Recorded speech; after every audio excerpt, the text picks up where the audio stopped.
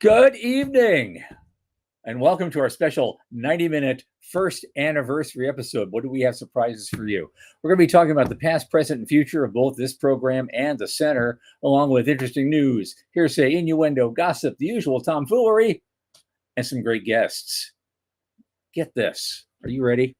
NASA is considering launching Orion on other rockets. What could go wrong?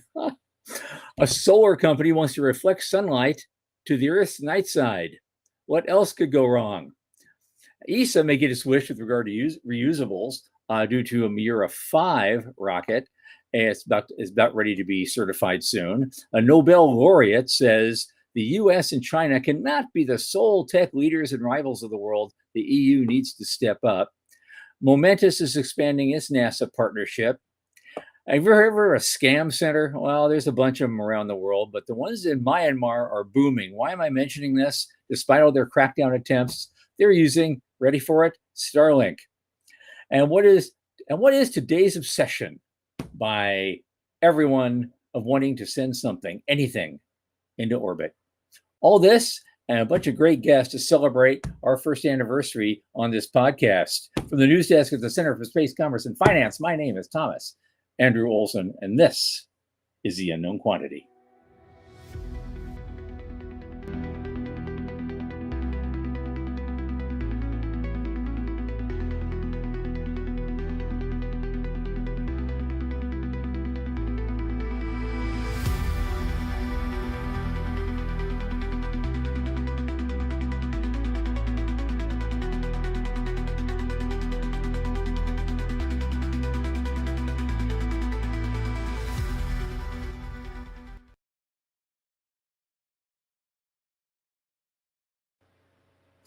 All right. This show is hosted by the Center for Space Commerce and Finance. And what do? Well, you know this.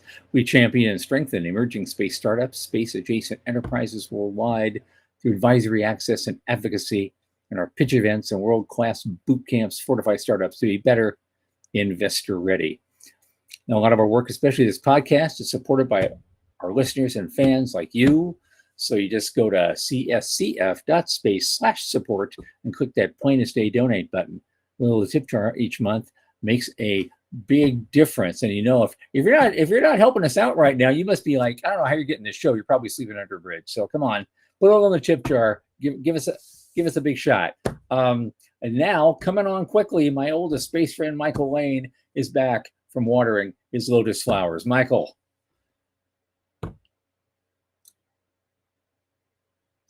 With the pregnant pause, of course, on the anniversary show. Hey, there he is. Hey, how you doing, man? Hey, I have a fun piece of tidbit news today that's not in our list, and I wanted to kind of share it with you on our anniversary here. Go ahead. I got something. So I met a fan of our show today. What? I had no idea. So was it Morty? Nope. Morty. It was somebody whom I had no idea that they were watching our show. I had no idea at all. Hey, hi, Morty. Thanks for being a part of this. I went to my bank. I've been banking at Key Bank for about 5 years now. Pretty good. Okay. They're good with me for my personal stuff. And I have known the security guard. Just, hey, how you doing? Chatting. He's known I was a space nerd, really since the beginning. He had something on one day on his shirt that I commented, like, hey, are you a space nerd? And like, yeah, I'm a space nerd, and like, live long and prosper and whatever. And we just started talking. And every time I go to the bank, I'll go in and I'll say hi to him for 5 minutes, and I'll come out and I'll say hi to him for 5 minutes, and we'll just talk space nerd stuff, right? Okay. But even though I've known him for 5 years, he had no idea that I was the space elevator guy. And the banker asked me to come in and meet with her about the elevator. She was intrigued by the project. She was intrigued by the company. And on my way out, I'm talking to Chris. And I'm like, hey, cool. Just chatting about And then, with no warning at all, I had no idea he'd been watching the show. He just casually drops in the conversation about $1,500,000,000 from J.P. Morgan. He drops in the German $41 billion, and he's like, "Yeah, I watched the show," and I'm like, I had no idea. It was first time I've met a fan that was just out in the wild, out in the wilderness, saying hi and telling us that he likes the show. So it was how really did you ever cool. find him? He found me because he knew I was doing podcasts, so he followed me through the ether and found the show through that. So he doesn't watch live. I asked him if he watched live. He's like, I never watch live. He watches the YouTube channel afterwards, or he'll listen to it on the way to and from work or whatever. But yeah, so shout out to Chris. So thanks, Great. y'all. Good Yeah, for him. Thanks. Kind of nice meeting the fan. I'd never met a fan of the show just out in the wild. So that was really fun. That had to be a big day. Yeah. We got some people I haven't seen in a while. Aiden is new. Hi, Morty, and Wes is here. Wes Ferris, and so we're gonna have a fun show. Now, before we suggested actually, Sean agreed we should do this.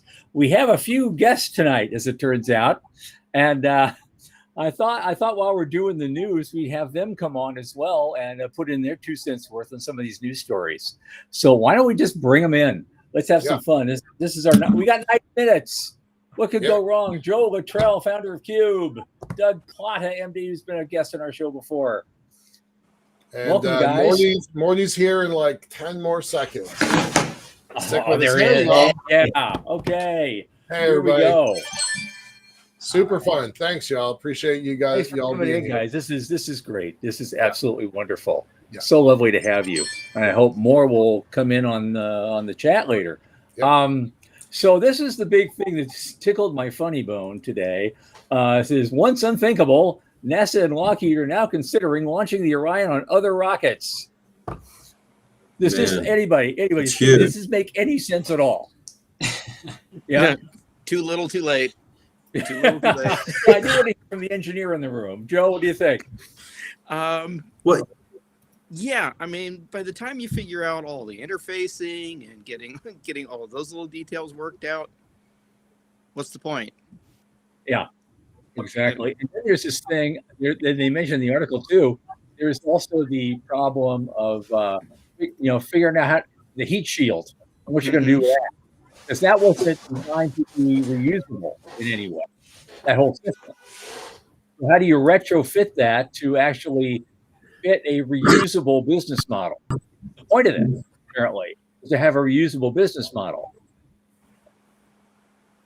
Yeah, you can't. You can't.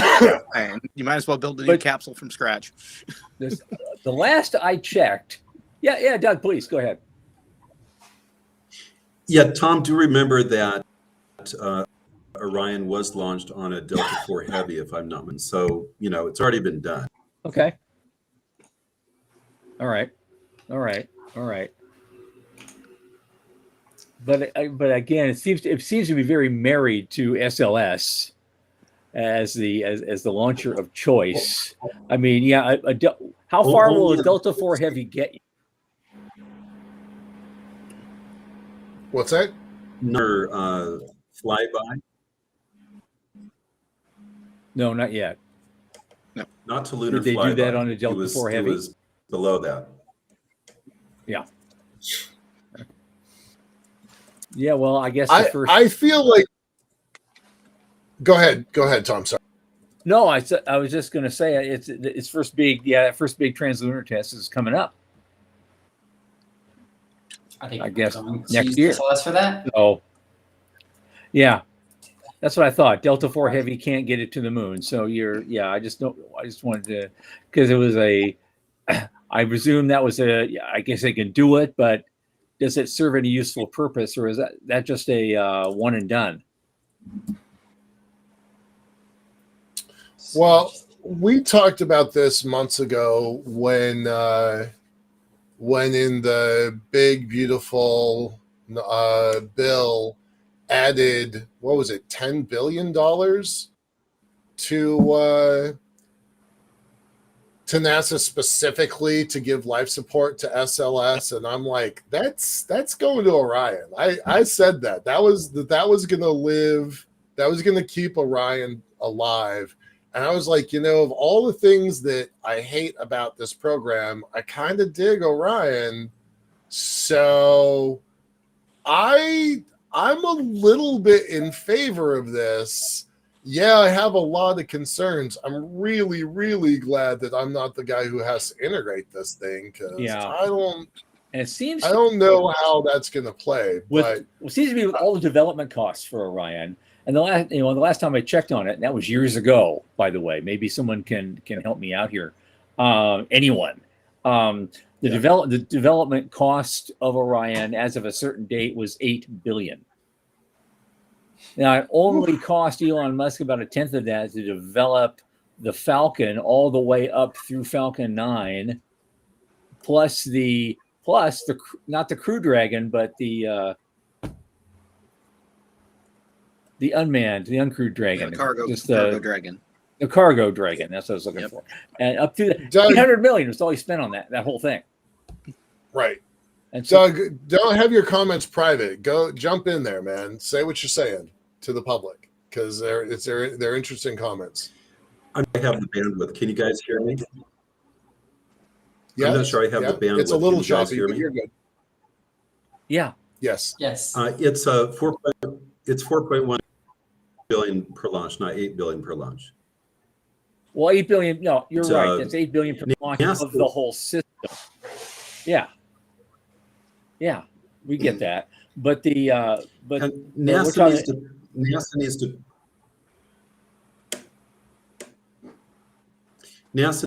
needs to put out an RFI asking how Artemis without SLS.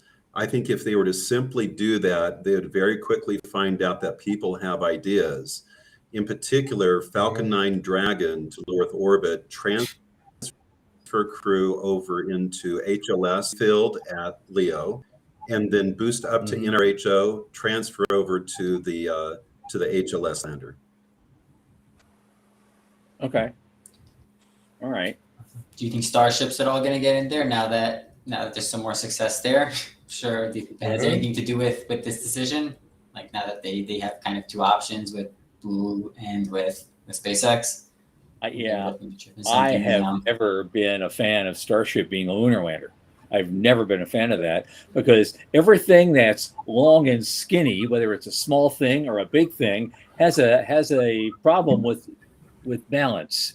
The CG and the center of gravity and the center of mass change significantly when you're going from Earth gravity to lunar gravity, and they just haven't figured that out, how to make it stay upright. But a short, squat vehicle like Blue Moon, the old LEM, I mean, that worked fine. Yeah. Yes, Doug. Yeah, Tom. You have something that's particularly long. It's going to go through its degrees more slowly, so it's actually easier for the thrust to control something that's long than short. Is a balancing a broom versus balancing a pencil. Mm-hmm. Yeah. Well, but there's. I think Tom's really talking about when it lands on an uneven surface. If there's even the slightest tilt of the landing, it makes it easier to fall over. And the problem with them previously has been a lot.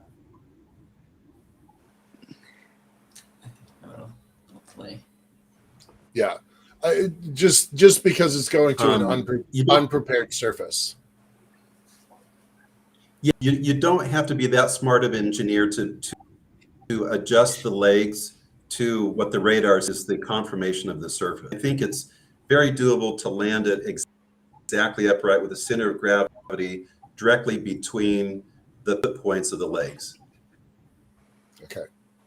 But for some reason, a lot of the previous landers, and again, I don't know for sure why, you could say, but they've been automated. So that was a big part of the landings on the moon, where that last little bit was done by the computer. Yeah. So again, I don't know if that's something that's maybe we've gotten past that point and now we can communicate in real time with the lander, but for sure manually. I mean, SpaceX lands rockets all the time on, in the ocean, so they definitely have that control. But if they can't do it manually, then, if we don't have a system that can accurately do that 100% of the time, you're risking the whole thing tipping over. Yeah, well, one of the things you do when you have a tall rocket trying to land on a surface is you're introducing an unknown risk. All right, there's a reason why the limb has a 4:3 ratio on the legs. No, and it worked. The landing engines are very high. The landing engines. Yeah, and that doesn't really help in balancing a rocket. That's one of those. The Goddard actually found this out a long time ago when he put the engine up front first, thinking that he could work it and keep the mass below. That doesn't help. It's a fallacy in the way engineering works. You have to have, whether you put the engines on or not, the wider the vehicle, Joe, can you the explain safer that? it is for landing. That's just, look at, okay, so who's successfully landed on the moon so far? Every lander that has made it has had a wide stance. Yep, it's the short, squat ones have made it, and the tall, skinny ones have fallen over a couple of times now. Does what do y'all think about Starship 11 as it relates to this conversation with Orion? Is it a non-starter? Does it not matter, or is it relevant? Like, we're moving from version 2 to version 3. Starship is going to continue to get better. Does Starship have a role with this, Orion capsule? What are you gonna do? Take the booster and just put the Orion on top of it with a fairing? Well, and say, inside, right? Inside, they keep talking about how they demonstrated being able to eject mock-up of Starlink satellites. Have they figured out how to open the pod bay doors and get a big item out? Go ahead, Doug. Go ahead, Doug. Routinely landing. SpaceX is routinely landing Starships, both the booster as well as the star. Sure, yeah, we know that. I'm just saying, on an unprepared it's a technical site problem like the that moon, can be solved. Okay, yeah. Well, the thing is the first mission that we're doing to send a landing pad, could that be that one mission, and we just quickly construct some sort of landing pad to keep landing these in the future? Yeah, we were talking about Sam Jimenez a couple of days ago. I was ago. going to say, my buddy Sam knows how to do that right now, and would love to dig. Sam is going to totally. Yeah. He's going to pave the whole moon if he can. That's a little too much. and if I have my way to reduce regolith dust that's going to eat up my ribbon, I'm definitely going to pave the moon. So, yeah. All right, what else we got here? This company wants to basically move solar power to nighttime. If you can't get solar power at night on Earth, they'll just want to launch some reflectors up into Earth orbit, and geosynchronous probably, and just reflect the sun onto the night sky to give us some more sun at night. I don't know. I studied environmental science at school, and I'm thinking, what could go wrong with this? We're already having enough trouble with our sleep cycles and diurnal stuff, and now, to be sure, there are people who live above the Arctic Circle for 84 days a year. It's in nothing but sunlight, and same thing happens in at the South Pole. That's a a few people who either have lived up there or they volunteer to go do that. The rest of us have day-night cycles and most animals have day-night cycles that are vaguely important. Is this something worth doing? So, first of all, let's kind of like box this in a little bit. They're talking thousands or hundreds of thousands of satellites, specifically to point at solar panels on the ground, right? Normal, everyday, vanilla solar panels on the ground that, blanket the world. And they would send power in off hours to those already pre-existing locations and power that grid. But then they start looking at the math of that system. And y'all all know I am not the guy who throws big ideas under a bus, right? I'm not going to knock somebody else's big idea because I have my own big idea that's already pretty hard. So, but I do think it's really worthwhile to take a look at the math behind this thing and ask a lot of very important questions. So, yeah, they're talking about a fully developed system is 4,000 satellites in orbit by 2030. And these are big sats. These are 54 meters delivering 200 watts of power. And they imagine a constellation of 250,000 sats, 600 kilometers up. So that's then the real issue that we discussed. It's not the environmental problem of sunlight at night so much as it is we're putting up 4 million more satellites with the potential for even 10 times the space junk we have already. That's going to cause a problem down the road. Yeah, I find this idea wildly ambitious, but I really question A, if it's needed, and B, if it's a good idea. This is one of those things where just because you can build it, should you? Should you? Right. Yeah. Yeah. Yeah. We don't ask that question enough anymore. Yeah. Yeah. Yeah, I mean, they're going for the green energy guys, which I 100% am, right? That I am their target market, but yeah, I have some questions about this thing. Okay. Well, here's my prediction: they will get enough money to do a test project. They'll launch, a dozen of these things and aim them at a little spot in the Mojave where someone puts up a big solar panel, and we'll see if they can do it. And even if they can, I don't know where you go from there, whether they'll, get able to expand that or not. That's just probably going to happen if they do anything at all. That's my prediction, and I'm sticking to it. I personally, I think I'm curious. All right. Interesting.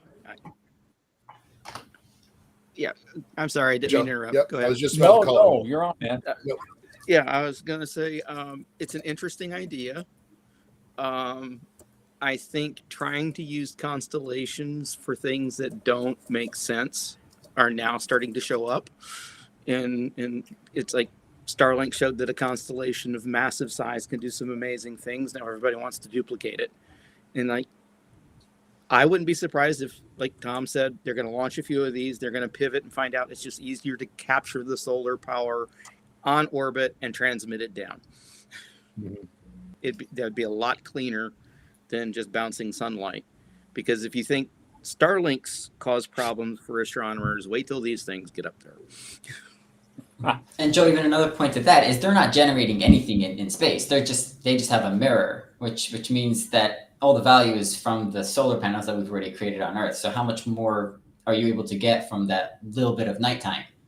Like, I mean, obviously that's half the time, but is that enough to say that you're just sending something up there? You're not generating anything up there. You're not getting any additional value. If they have panels up there and then they can beam that down, that's different. Yeah, agreed. I think that's what they think too. Here's something the tinfoil hat people want to tell you is that you have a big array like that up there, with the reflectors like that. Well, if you could focus that just perfect, you'll become like a burning lens. Remember when you were a kid, you had the big burning lens and you could burn the insects, and have fun when you were like 7 years old. Yeah, they're going to aim that thing at Beijing. It would be. But I'm sure people will be coming up with militaries for that too. That's the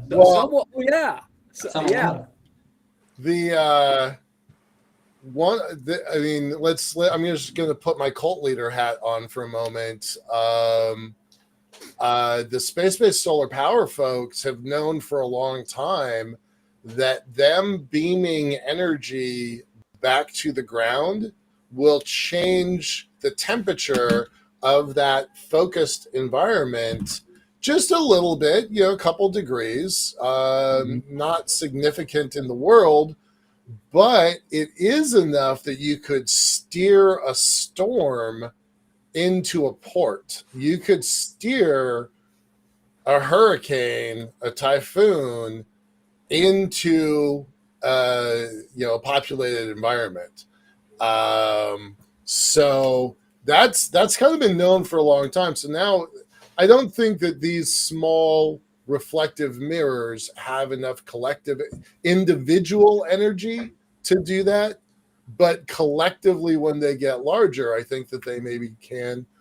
And there's a lot of push right now to start putting data centers in the sky. I've been saying that a lot the last couple of weeks. I still have some questions about that, but I'm beginning to be convinced. I think if you have a constellation of 250,000 of anything in the sky, you can make the business case for it. If you're doing data, if you're doing optical comms, just tracking. But man, I really, Aiden's asking if this could negatively affect plant and animal life, animal migrations. I think probably it will. It might. Yeah.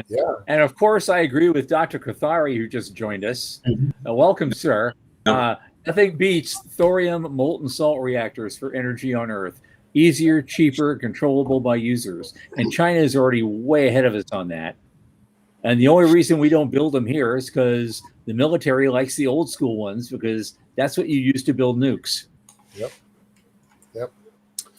All right, let's move on. We're kind of spending a lot of time on some of these articles. Okay, I just wanted to welcome the next Daniel. one. I just we'll bring you on. Great. Go ahead. Daniel got here. Anyway, there's this reusable rocket that's coming on called Miura 5. It's coming online in Europe. I think just the other day we mentioned that the head of ESA was saying, we need to start doing something with reusables if we're going to keep up with SpaceX. And so, and then here it is 3 days later. Oh, there is one that's actually getting certified to be launched. So maybe they'll get some hope over there. Yeah, I was kind of not familiar with this. I didn't know who they were either. PLD Space. No, this was new to me. I'm going to have to investigate this a little bit more. PLD Space is working on reusability. That would be, as far as I know, Europe's only program. Now it's launching in Kourou, not anywhere within the property of the EU, but but at least it's that area is owned by them, so I guess that counts. Right. Well, they've got, I don't know, where's PLD space located? Because if they set up shop in Berlin, they've got access to a giant pile of money. So Yeah. if They're it in were Spain. Spain, okay. If it were me, I'd put some of my 400 workers. They exceed 400 workers. I had no idea. I would put a couple hundred of them in Berlin right now, because that's where the money is. Anybody have any comments on that? Yep. Well, it sounds like what they're going to be trying to do is great. I mean, reusability is the win. They're moving faster than Europe's official project for reusability. I understand that they delivered exactly one landing leg on the prototype so far in 6 years of development. Okay. So hopefully they can make it happen. We need more of it. More, please. More, please. More, Yeah. please. Right on. Sure. Doug, go ahead. What do you got? Okay. Well, okay. I think it's Sure, that PLD space is in. I'm reading that PLD space is in Alicante, Spain. Okay. Okay. All right. Thanks. Tom, did you have something? Well, yeah, I thought we'd since Daniel's here, I thought we'd get him in, and maybe we got some other news items. So I thought we'd break for a minute and bring Daniel Tompkins in. He was our featured guest this evening. Daniel, welcome. Daniel he's been an agricultural scientist for more than 20 years. He runs an organization called GrowMars. And he says he wants to feed life, not just here on Earth, but well beyond. Daniel, welcome. And tell us all about GrowMars. What do you guys do? Well, just to revisit the launch topic there on reusability, Okay. it's interesting with Rocket Lab, right? I'm in Virginia based, and it's interesting to see Rocket Lab, right, go from New Zealand to Virginia and now transition. So it's interesting that model, how far can it go? Can it make it to Europe? Can it make it to, can we actually have launch companies be multinational companies, not just multinational service providers, but actually, extend out. And I don't know anything about that story behind Rocket Lab expanding and all of that, but it's just, I don't know. I think less, if the main problem is dilution in commercial space to a certain extent, we need more of that type of activity. I think to keep this stuff going. But yeah, as far as agriculture in space, it's definitely getting interesting. As far as kind of where the science is headed and the different groups, there's been a lot of kind of tangential work that's all kind of coming together. I think that's kind of been passed through a few filters over the last 5 years, as far as different methodologies and approaches and different groups working on it. And now it's kind of coalescing into something that's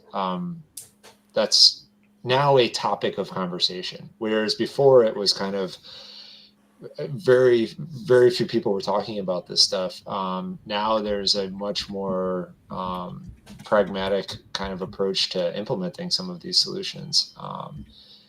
So yeah, it's been quite the interesting year, I'd say. Okay. Well, okay. So what?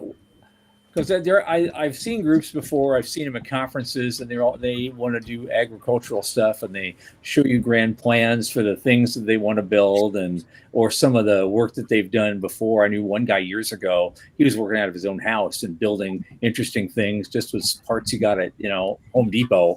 They're trying to put a self-contained system together. What specifically is your group working on, and what distinguishes you from everybody else? Well, not much. I was at Home Depot last night getting parts. So, it's still, there's not a lot of even closed water loop greenhouse systems particularly that are low cost and running and finding critical failure points. So it's still a very emergent, even just right, the utility of having a closed water loop greenhouse system is something that's been kicked around for years. And and whether you're operating them on Earth or in space, because you run the same type of challenges operating those. So it's fascinating that there's not a lot of test beds still, but the talk around biomanufacturing in particular is advancing.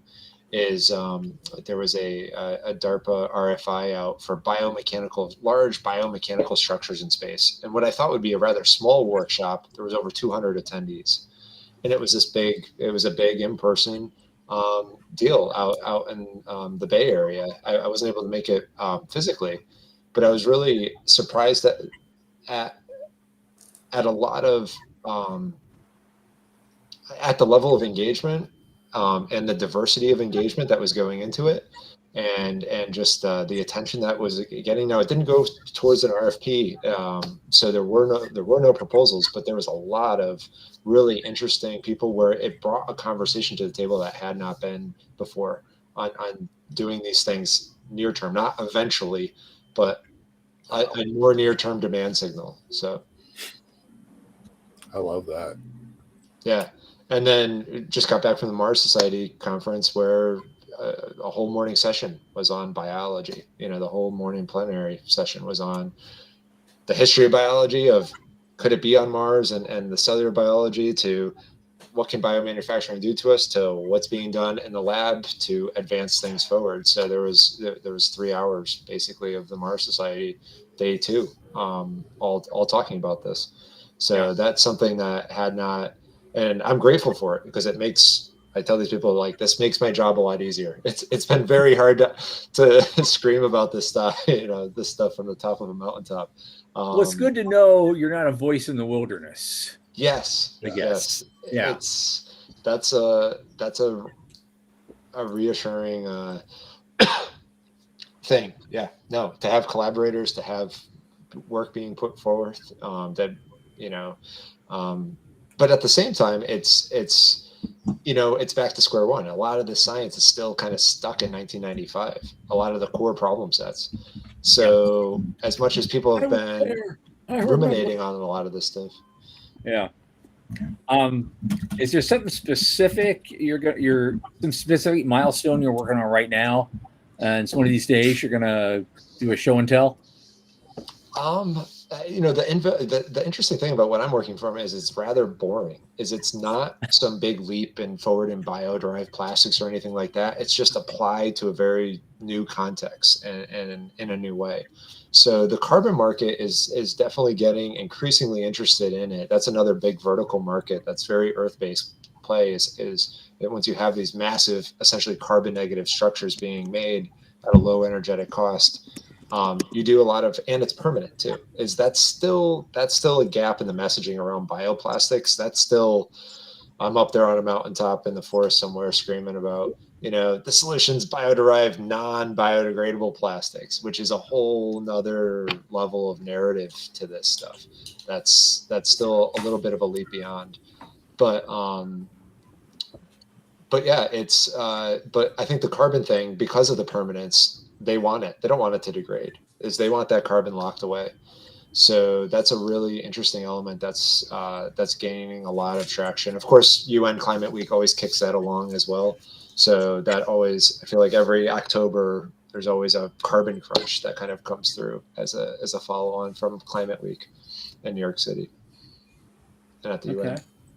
All right, that's very Daniel, interesting. explain the bioplastics a little bit more, because a lot of people that are going to be listening to this show don't know what that means. Yes. Yeah, absolutely. So the origination around GrowMars was the unrealized potential of bio-derived plastics. And this curious little thing, one of the Disney Imagineering persons, he put it best. He said, science happens at that moment when you say, that's curious. And I'd never really heard that before, but that was the moment for me, was that's curious. There's some bio-derived plastics that are non-biodegradable. And I just kind of threw that in the filing cabinet of my brain somewhere. And then when I looked at the context of Mars is that's what I realized, oh, this could be applied to Mars, is you could grow all that biology that's using the CO2 in the atmosphere to build your hydrocarbons. And then you have a bioplastic that's non-biodegradable that you can make more greenhouse out of durable stuff that's not going to decompose. And I said, well, what would that look like, from a hardware standpoint? 3D printing was kicking along. This was back 2016, 2017. And people were actually working more with plastics and stuff. And it was like, oh, what would this look like? Now you could envision, a 3D printer kind of making a plastic greenhouse and stuff. What would this other piece of hardware look like? So yeah, that's really that curious little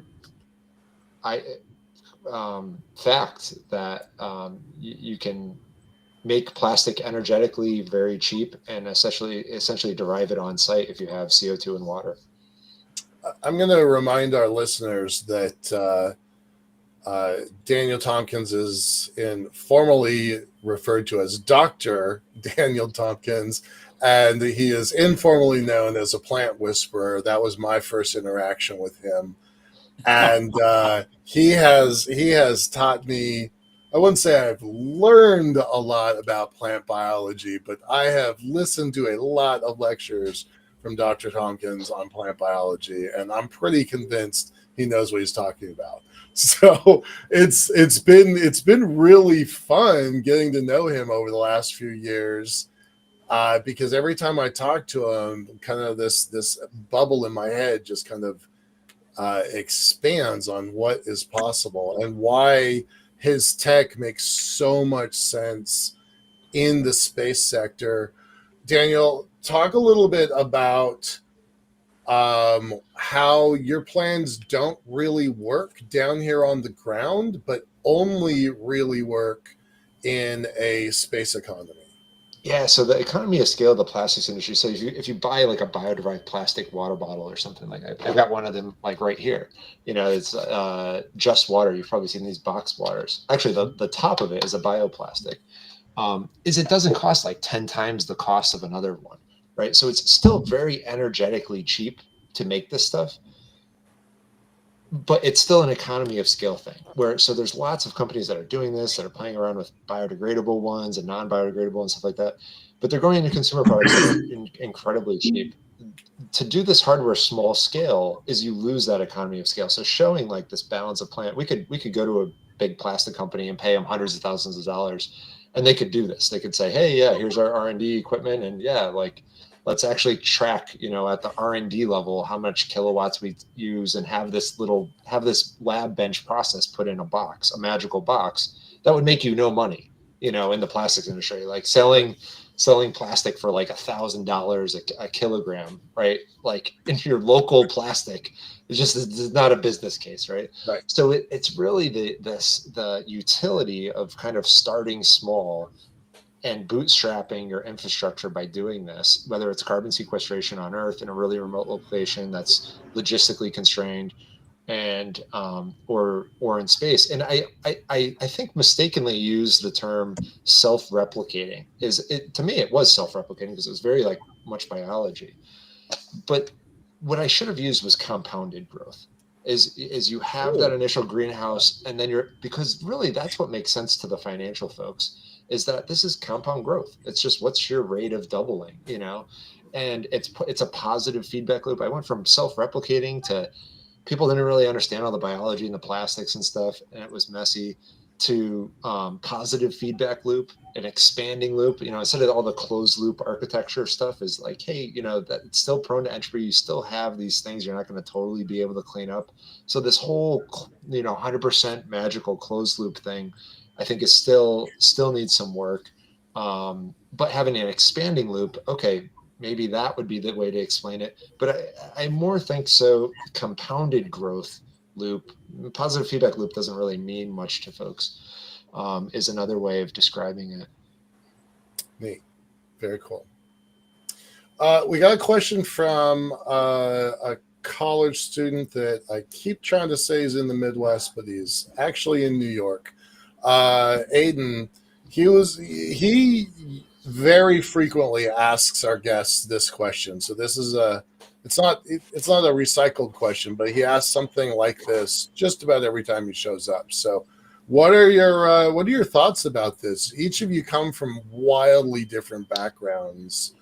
I heard a good one recently from Brett Sherwood. So he was with Blue Origin Advanced Development Program. He was on a podcast, and he said, be a specialist first and then a generalist.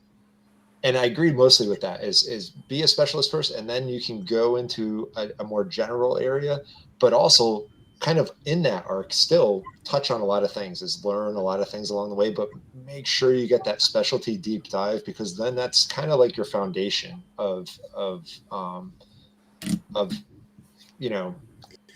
kind of a skill set.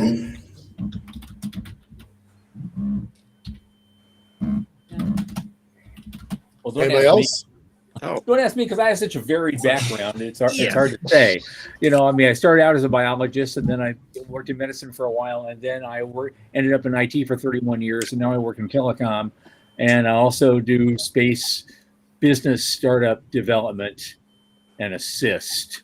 And so you're like three specialists. Yeah, all rolled into one really weird guy. So go figure. So I don't know what to tell you. You could do any one of those things and you'd probably end up okay. Yeah. Me, I don't sleep at night. So, hey. Doug is definitely a specialist. You have anything to add to that, Doug?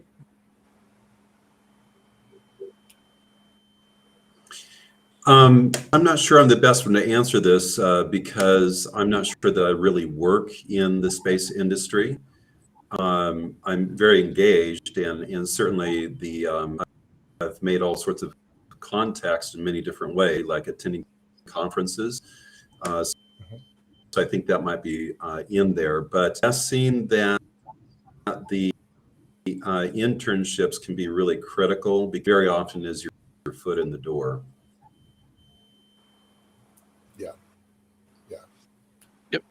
Yeah, go ahead, Joe. I would say the number one skill to have in the space industry, which is missing from a lot of folks, is communication. You can have some of the greatest ideas on the planet, but if you can't explain it to anybody, you might as well not have had the idea. So when we have interns come in, or we have new hires, we push them through a lot of communication. Cool. Teach them how to tell us what you're doing. Without that, it doesn't matter what specialization you have. And that's what we always did in our competitions with our boot camps. Yeah, that's the first thing we do. We put them up on the very first moment. Say, okay, do your pitch right now. Yeah, in front of everybody else, and then the next guy and the next guy and the next guy, and we all just pile on. And it's a very unique situation for those guys, and they always come out of it a whole lot better. Mm-hmm. For my 50 interns, I make them go through formal Mondays, which means wear a shirt and tie. You should be able to tie that tie. Wear the right clothes. Give a PowerPoint on what you did this last week to build an elevator in space. And it's like, it's deer in the headlights with some of these kids. So this, because, and that came to fruition because of all of my staff tended to be quite a bit younger. So Marty, do you have any words of wisdom here? I know you're kind of new in the game, but you've got to know something at this point about what it takes to build. Yeah, and I think just Sean posted something along similar to what I said, but I think honest, the top skill really is a little bit of confidence. At the end of the day, we all have to be a little bit crazy. I know we're saying that in the private chat, but the industry is wild. So you have to be very sure of what you're doing and again, be an expert at that. So besides for all that, I think, confidence is really, I would say, is that number one. No, be sure that this is of what you're doing and how you're doing that. I'm gonna add one more thing. Hold on a second. Let me get to mine first. Aiden, you have to build something. You have to get your hands dirty. You're a coder. I know you're a coder, so you don't get your hands dirty all that much. But you have to get your hands dirty. You have to build something, whether it works or fails. There's lessons in there, and I don't hire anybody who hasn't built something. So that's where that's a hard rule at Liftport Group.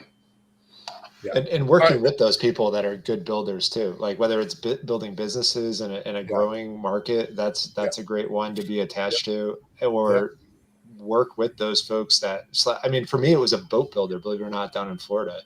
And he was doing these prototype boats and stuff. And he taught me just how to free build and how to put a concept into production and stuff. And it was an amazing process watching. Yeah.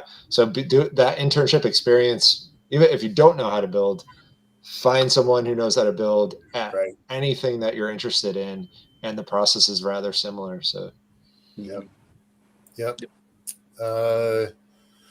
Just for a roll call here, right? So Doug Plata has his space development network. Go out and build things. Morty's all about building robots and test articles for the elevator, and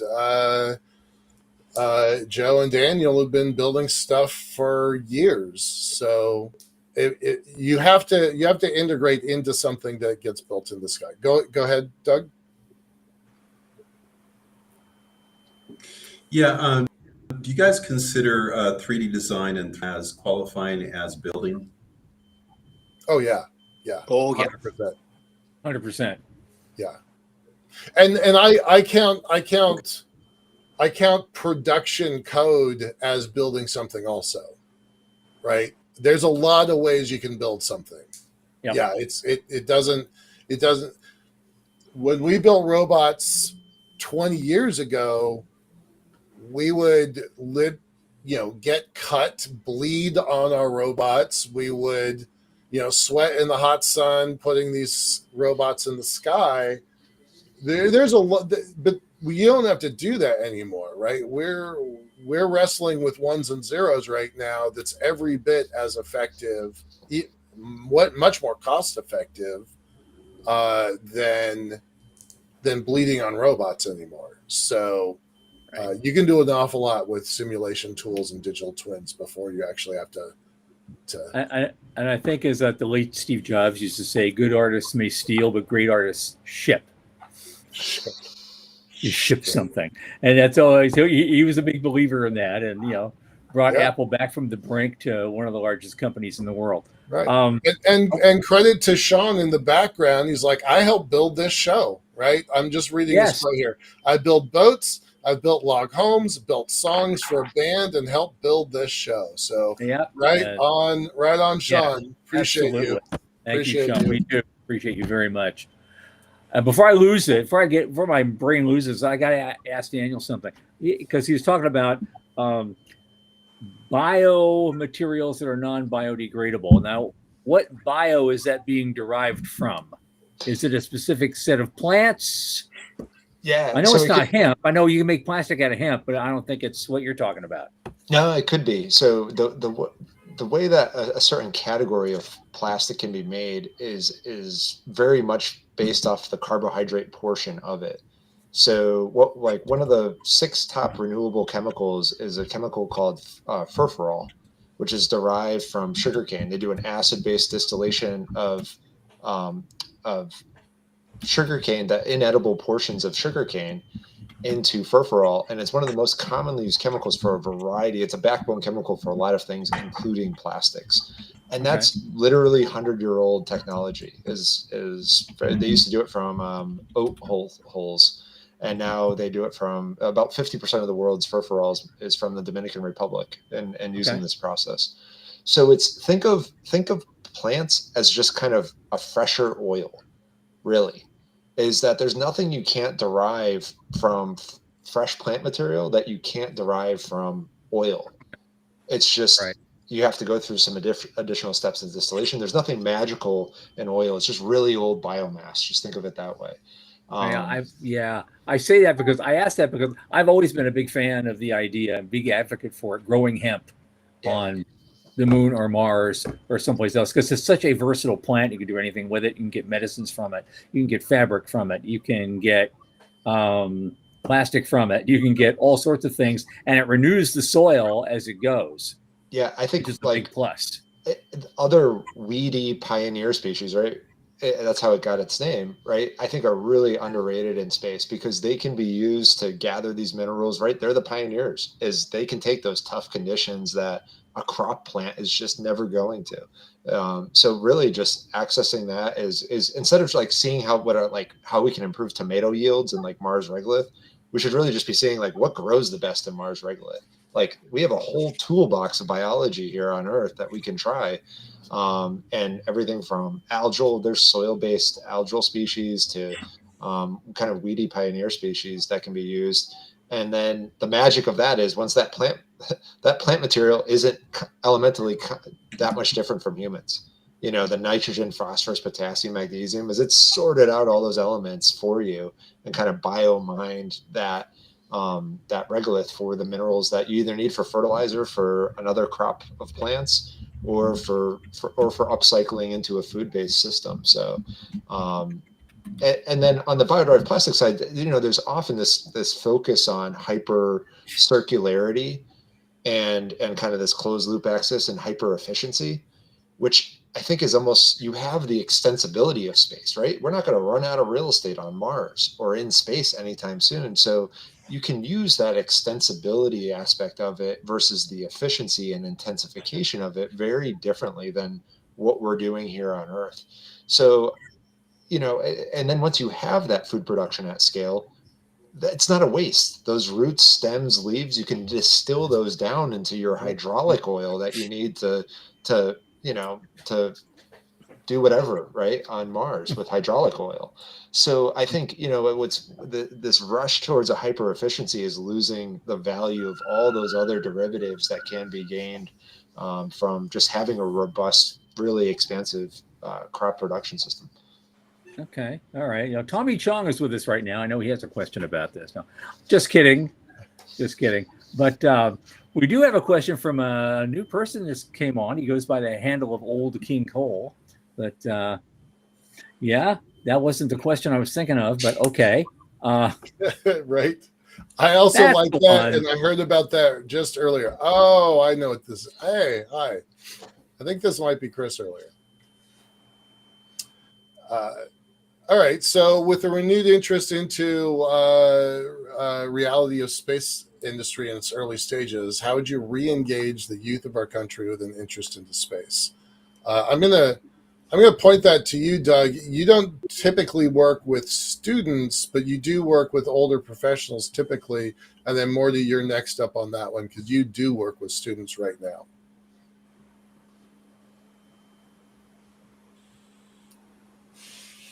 What is the question? How do you engage students? How do you re-engage students into the space sector?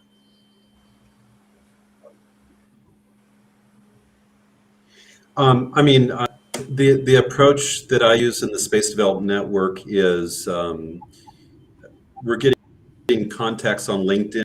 You can get their profile. If you find anybody searching you out, I just immediately follow up. And if it looks like a good contact, then I would send them an invite.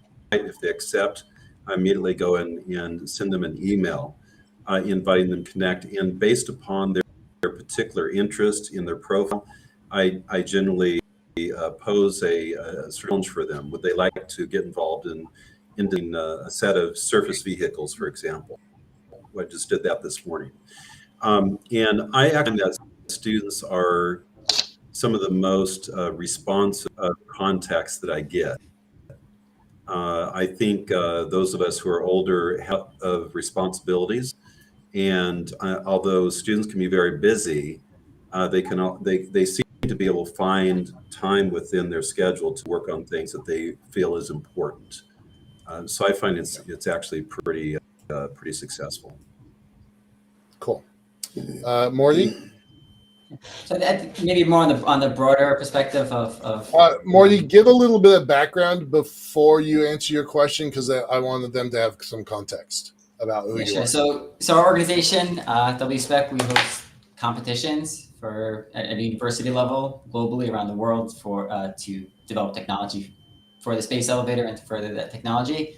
So we're dealing a lot with students from all around the world, and what we're seeing is there's not really a lack of interest. I think there's a lack of guidance or really where to go in the industry or how to get into it. I think there's a lot of interest, but people really want stuff to happen. I think the pace of the space industry is difficult, especially with newer generation and intentions. People want stuff to move quicker. So that's a big thing. I think a big part of invigorating this is going out and actually, when we build the space stations, when we land on the moon, when we go to Mars, all these milestones that people have been talking about for a very long time will, I think, by default, reinvigorate a lot of new talent and new people.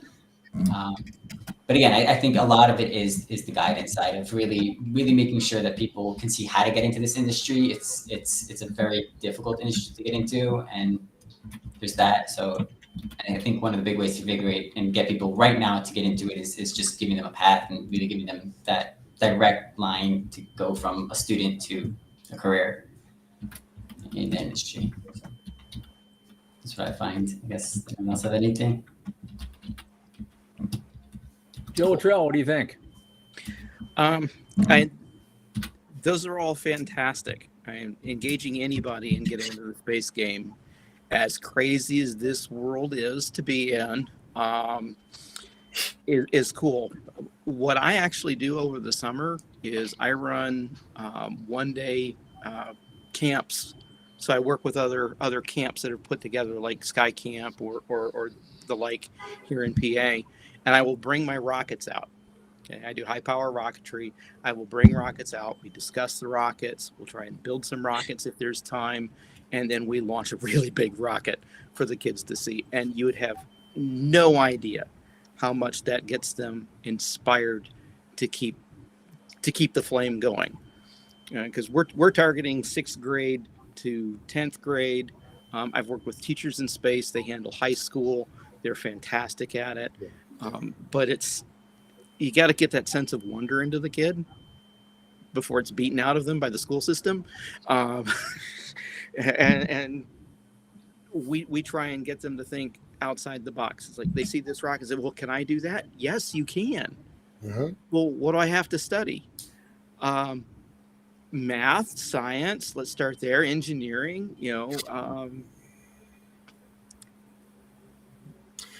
But you don't have to be a math or science savant to get into this world, right? No, you don't. I am not an engineer. I make that clear to everybody. I have a business background, so I do have a pretty good handle on the money side of numbers, but operations, logistics, finance, law, policy, public relations, communications. We talked about communications earlier. There's so many paths into this industry, and I've had a lot of interns that have a very wide skill set, and I always figure out a way to, find a place for them that fits what they're interested in. So, yeah. Okay, before we get on to the next thing, we have some things to do. I want to, sometime before the show is over, and we still got a half an hour, I want to talk about the center a little bit and what I want to get a little bit, Michael, you and I especially, into probably the highlights of the last year of doing this show, okay, and what you might have in store for you in the coming 12 months. I want to talk about that near the end. But right now, since I've got Joe and Doug and Morty here, you've been past guests on the show as well, I'd like to see a little update from each of you as what's actually going on in your world right now, where you've made progress in things since the last time you were on. Joe, you start, and then Doug. Okay. Well, actually, quite a bit has happened. Before I was on the show the first time, we'd actually won a grant from the center, and we've been using that printer. We used that money to get a printer. And, well, right now, it's in the middle of a 14-hour print of our next generation satellite deployer. I'm going to remind everybody that was the no strings attached $1,000 micro grant award. Yep. And we use that to buy a 3D printer that allows us to print the materials that we need to be using for building literally industrial grade product. And that is going gangbusters. I mean, we went from version 1 to version 2 to now version 3. We've done that since we started all of this. The third version will be the one we launch, and the unit that's being printed right now is our qualification unit, so it is going to be tested to destruction. Yes. Hey, come on, anytime you can break something, right? You know, yeah. Mythbusters worked for a reason. Boom. Right. So we're gonna be running that through some tests, and we've got modified our designs on our satellites. They're much more efficient now, and we're progressing fast into the next generation of hardware that we plan to put a dozen of these up in 2026. So time is short. Okay. And we'll be rooting for you all the way. Hopefully this will happen before ISDC, and so you'll have a lot to talk about. Oh yeah. In Virginia, the second week of June. Doug, you're up. What are you doing? How quickly can I share screen? Very, very quickly. It's the middle button with the monitor with an up arrow.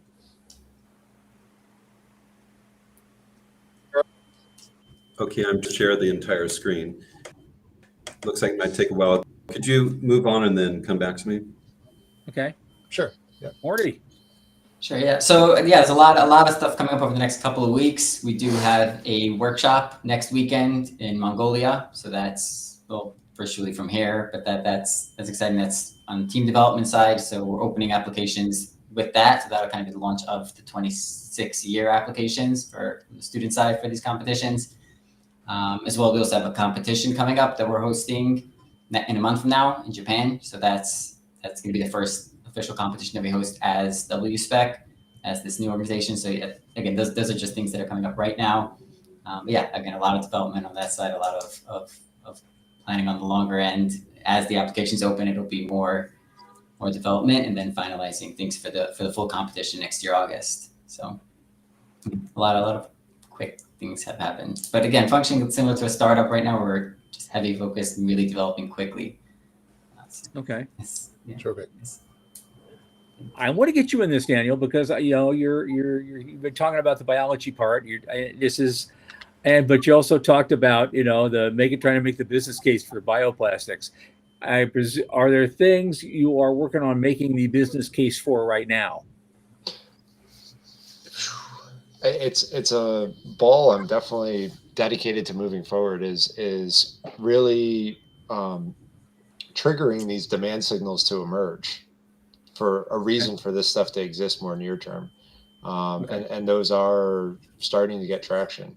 So more so than raising funds and building prototypes and doing the dog and pony show to more clearly articulate what we're doing.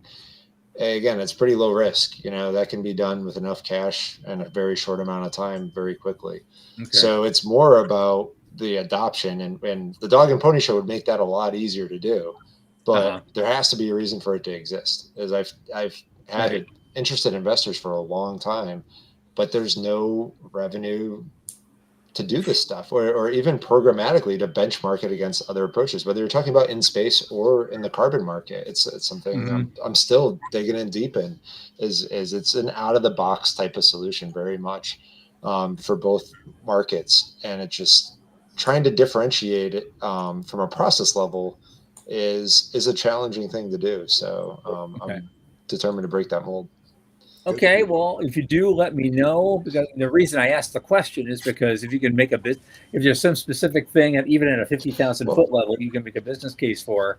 I don't know when your next speaking engagement is, but you live in Virginia. I was going to maybe have you make a short talk at my business track at ISDC in June. I'll be there. I'm right down the road, so I'll be here. And that's McLean. So yeah. It's right in your backyard. Yep. No, it's right here. I think, we did Apollo. We went to the moon by architecting from the right. And I think we really have to start making the case better for anything in space from the right, is where are we going and what are the needs there? And then they become so much more Earth applicable, so much more rapidly. And just saying, well, eventually we'll get there, I think is just the wrong approach, because we don't know what it's going to take and we don't know what's possible unless we really try architecting from the right, as NASA does on this stuff. So I want everybody to understand what he means by architecting from the right. That means when Kennedy went out and said, land on the moon and return him safely before this decade is out, that put a deadline, and that is the deadline. And then we work our way backwards from that. Like, what has to happen in order to plant the flags and footprints by a certain date, which we have not been doing since then. For the last 50 years, we have not been architecting from the right. We've been architecting from the left, which is more of that waterfall. We're going to do this thing, and then when it's ready, we're going to do the next thing, and when it's ready, we'll do the next thing, and the next thing, and the next thing. Sean is like, that's very common sense in the military, because that's how we roll. But that's not how NASA scale engineering has been operating for a long time. Let's bring Doug on. Sorry, the whole concept of space scalable came out of architecting from the right. Yeah. My original presentation in 2008 was full of it. Yep. In more ways than one. So. Doug, Dr. Plata, you got your screen up? Yeah, go ahead. Yeah, I think Sean is going to go ahead and share an image that I sent to him. So I'm down here in Brazil. Actually, I'm in a 3-week sort of weight loss program, lost 15 pounds. So you guys will be seeing a lot less of me when I come back. So that's congrats. That's awesome. Good for you. Great. And while I'm down here, I have a lot more free time than I have up in the States. So I'm using right now to try to finish up a book that I've been working on called The Case for the Moon. I'm at 242 pages so far, and pretty happy with the table of contents. Sean, are you able to share that at all?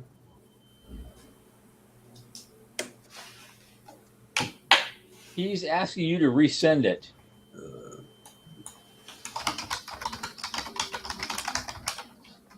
Okay, well, it's in the LinkedIn chat, but I'll send it. Maybe. I can only see.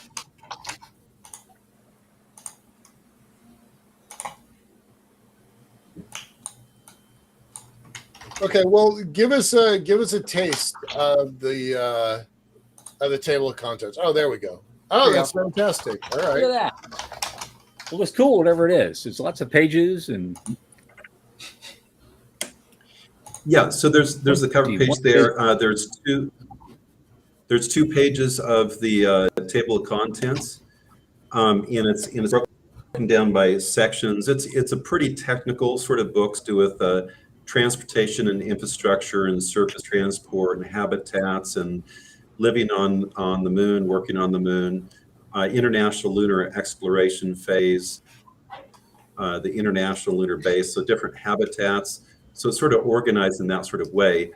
Right there, you see there's actually 3 pages that have those little graphic, what do you call it, infographs. Yeah. And right there, I'm just hitting the reader right smack dab in the face and saying, here's the main arguments for the case for the moon.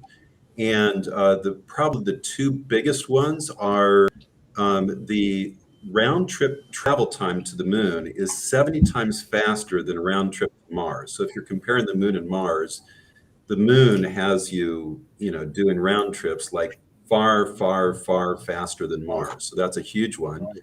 The round trip time for speed of light communications is also pretty important. We don't think about this. When we go to conferences, it's 85% male. Our wives are not. So we're going to have to convince our wives to go. Right. And from the moon, you can be telepresent in family Earth, like Thanksgiving and graduation, wedding, stuff like this. Mars, you cut those ties. It's got to be video files only. Another surprising thing that comes out of this analysis is the radiation. If you go to the moon, you 3 days one way that you're exposed to deep space radiation, and then you get underground under regolith shielding. Whereas low Earth orbit, you're being exposed to the Atlantic anomaly, and so it builds up. And then on the way to Mars, you're getting about a third of your careers, maybe 40% of your careers radiation limit just in the one-way trip. And so the moon is actually far less radiation exposure than either of the other locations. And there's other stuff as well. I'll just leave it at that. So that's your update. When's the book coming out? What do you have in mind there? And importantly, is there any talk about a Lagrange point or let's say alternative paths to and from the moon? The answer is large. Well, okay. So when it's coming out, I mean, my goal is this thing done in about 10 days from now. That's my goal. We'll see. Huge. Yeah. I'm down here for 3 weeks and sort of like, man, it's now or never sort of thing. Exactly. In right. terms of alternate paths. Yeah, man, gotta jump at opportunities when they present. You know. Yeah. In terms of alternate pathways, by and large, I say no. I say a big part of the book is saying, from a probability standpoint, the Starship fleet is where it's at. Okay, right. And Starship fleet can take you to low Earth orbit, and there's most definitely the opportunity to do tourism in low Earth orbit, including tourism on the way to the moon. Okay, so I agree, there is that. But in terms of going to EML4, no way. It's just going to the surface of the moon. Okay, cool. Right on. Well, exciting. That's exciting. Right. All right, we have about 15 minutes left. How are we going to use that, Captain Olson? Oh, Tom Olson just bailed. All right. Let's do prophecies for the next year. Well, he wanted us to do kind of a highlight reel for the year. Let's do that, right? We normally ask our guests, what does 5 years out and 25 years out look like? So let's ask, I can see you, Doug. Hang on a second. Let's ask each of y'all what 2026 looks like, and then 5 years and 25 years. But go ahead, Doug. What do you got? Yeah, I mean, can we amongst ourselves? Do we have agreement that Starship? I mean, what we saw with Flight 11, that is the future. Is this something we can agree upon? Oh yeah. Yeah. So to me, Elon Musk showed a short video scanning his phone camera in the Starship factory, and I counted, I think it was 12 Starship nose cones under construction. So honestly, I think we're seeing a fleet being developed, and I don't think we can ignore that. That is absolutely huge. Okay. Now, Tom, just to catch you up, sorry you had technical difficulties. We just started waxing philosophic around Starship for a second. Doug asked, do we all kind of agree that that's the future? Doug, I'm going to go a little step further than that, because when I kind of coined the phrase Starship Singularity, it means Starship, but it also means all of the spin-offs that happen as a result of Starship. And that means Japan putting $8 billion into commercial development, Germany putting $40 billion into commercial development, JP Morgan putting $1.5 trillion into commercial development. It's not all going to space, but a big chunk of it is.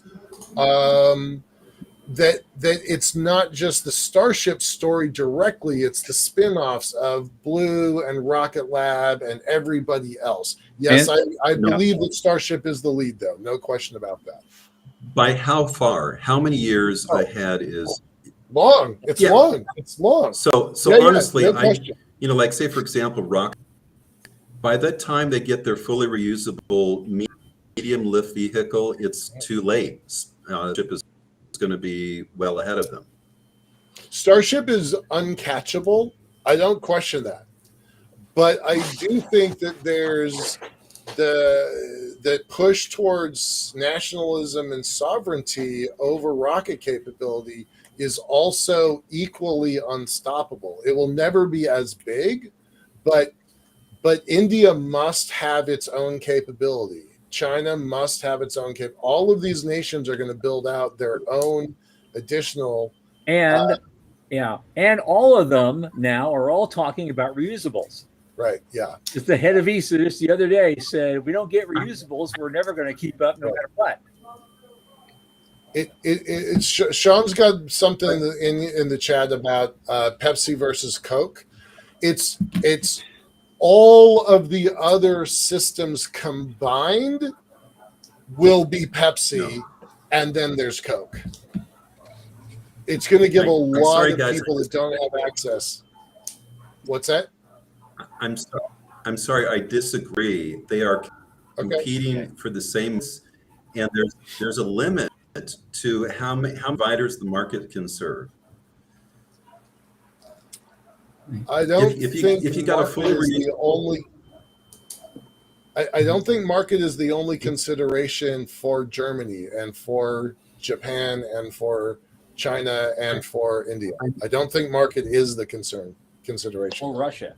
I know, but it's the main thing. The market is the market, and you can find a niche. ULA has found a niche, and they will survive. That's not the question here. The question is who's going to dominate. Yeah. And I think if you have super heavy, fully reusable, and you can do ride shares on that, I think they dominate. I don't question that at all. I don't question their dominance. I think there's a longer challenge though to some of this. Is do people really?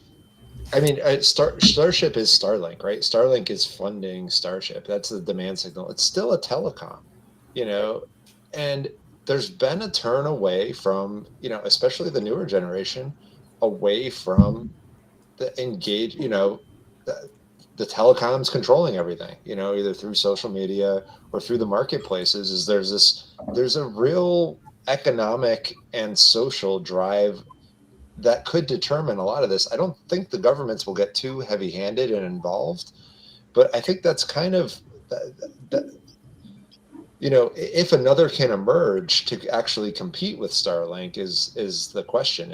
Will the demand just be soaked up and saturated by Starlink, and then these other efforts to get out into space, may not have a market, but yeah. Starlink because they need payload. Starlink revenue will exceed NASA's spaceflight budget by the end of this year. Yep. Yep. That's so crazy. It's so hard to wrap your head around that. Yeah. It's great. It's so great. Starlink has not maxed out the number of people that want, internet anywhere and direct to phone as well. Mm-hmm. But it will hit a peak, though. It will saturate, and it's kind of like electric cars, right? I remember looking up the electric cars. Any idea how many cars there are in the world? It's like 1.8 billion cars. You know how many electric cars there are? Like fully electric, it's like 20 to 30 million. It's still this much. And I feel like we're, as much as electric cars are the future and everything like that, it could have this pushback that electric cars have faced with, that's long supply chains. All right, these things are still a big capital investment and stuff. just the whole bundle of technology being a capital investment for a certain subset of the population, they just be like, hey, I don't have time to sit on a screen for 12 hours a day. I got to feed my wife, and I got to do something physical out in the world. So I think just from a career shift, right? And you see this in the tech sector, right? With AI, it's almost shooting itself in the foot, is bleeding all these tech jobs away and further concentrating on them. I think AI may be this double edge of, hey, we're going back to the trades, and we're kind of, this walk away from the internet may happen that is something that's rather unpredictable, I think. Real quick, this is a bit of a prognostication here. One is like next year, there's going to be a lot of data center talk in space, and in 5 years, that bubble is going to be dead. There's a lot to data centers. I've worked in them. Anyway, but the whole thing about Starship and a competitor is the killer app for space has not been invented yet. Right. Okay. Right. Home computers, the PC did not catch on until once you could suddenly do business work yourself. That changed the game. Mm-hmm. Okay, that was the first killer app for computers.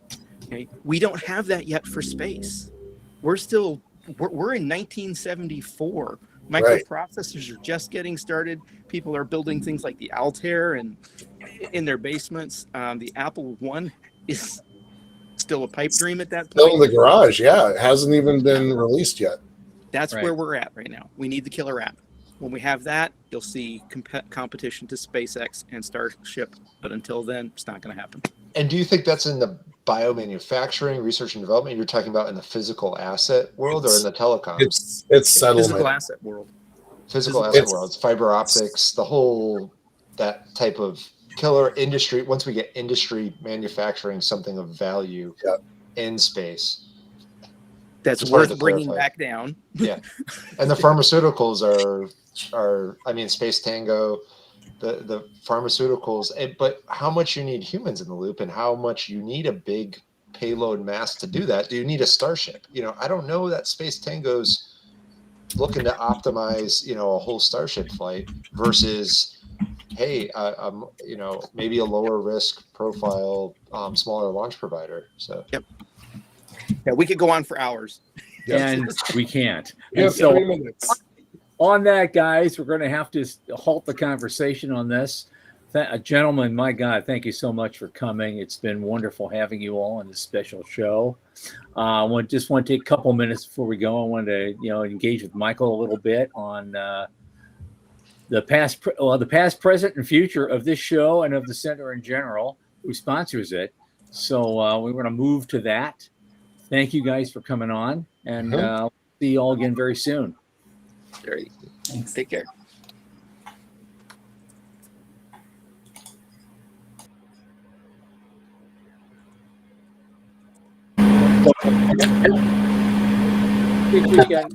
Something's on there. What's going on? What's that? No, we're good. Go ahead. Okay, you? Okay. Never mind. Yeah. It just had a momentary glitch when we pulled the guest. We've started some very interesting conversations in the past, and this is certainly one of them. I wanted to go back. There's a couple events we did. We've done really two things that I can point to. Maybe you can point to some more. One is that whole thing on shipping containers. Yeah, that we started a whole thing going well past this show on the idea of shipping containers, and that's still going on. And people are working that problem, and I hope it turns into something. I could say you heard about it here first, folks. Right, the unknown quantities showcase that for sure. And we've had the most amazing conversations with a bunch of different legal minds and non-legal minds about property rights in space and on the moon and on Mars and in the asteroid belt, and how do we, work around the constraints that we're under. I thought some of those conversations were quite unique compared to what I've read or heard anywhere else. Yeah. And so we can point to that. Anything else you can think of that we thought was just like really outstanding? Well, I like many things about this show.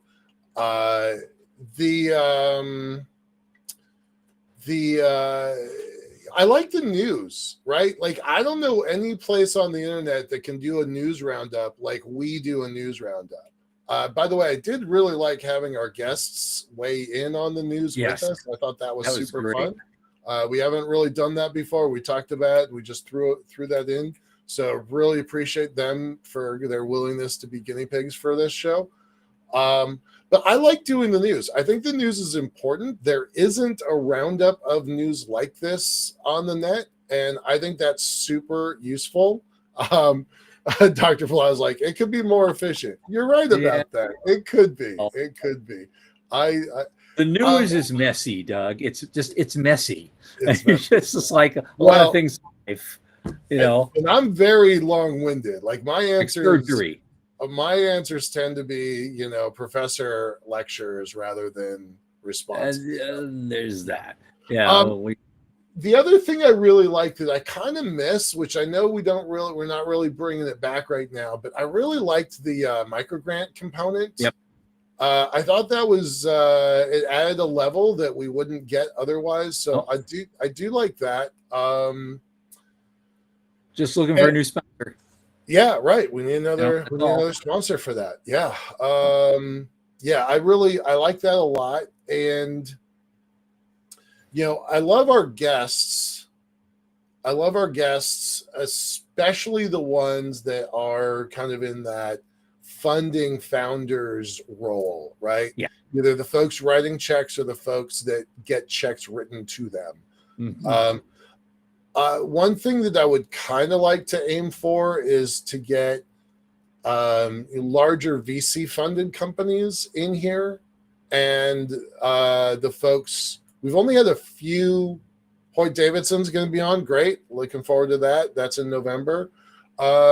We've only had a few VCs, and I'd like to get some more VCs on the show. I think they make the news. I met one guy in Australia that really wants to get into the idea of expansion capital because he doesn't do startups. He likes space, but he doesn't do startups. All right. So expansion capital. We've even talked about doing a competition on that level. I don't know how that would work, but he's talking about putting 10, 20 million on the table. Right on. Wow. So that's significant. Yeah. And we already know people through our networks and have gone through our program. They're probably at that level right now. Yeah, so that's for sure. We could do. I know Sean is trying to give us time, but we've already gone. Give me a couple more. Just go for it because we need to get this out. So as far as the future goes, I mean, there's one thing I've been trying to work on this for a while, and I'm going to get it done within the next, hopefully, a couple, 3 months. The center is going to start taking Bitcoin. And so, and I'm going to be talking to people about just that while I'm in Austin next week. Cool. That could actually help, jumpstart that. So that's something that's going on. As I've announced earlier, I'm taking a shot at affiliate marketing. I'm doing other things for different reasons, and so which means is our regular mailing list is going to start getting, instead of just occasional little newsletters, I'm going to be sending them something as quickly as once a week. We'll talk about all the news and all the events that are happening, and then at the bottom, I have this new affiliate offer you might like. And not everybody's going to like it, and that's fine. The point is the numbers. You just keep doing that. Sooner or later, somebody's going to happen upon something. Oh, that's really cool. I want that. And so, and all the proceeds help the center. And so it's just another third source of revenue other than grants or donations from large donors. I want to add to our possibilities of financially moving this thing forward. And I don't want crumbs anymore. I want us to really do some really good stuff, and I'm going to get up to that. My goal is 1 million, and we're going to get there. I don't know when. Hopefully, maybe into next year, but we're going to get there. And then we can do all sorts of things. You can do all sorts of competitions and all sorts of win micro grants. And oh my God, there's somebody I can hire an executive director, so I can do other stuff. It's that's what it comes down to. So that's it's really my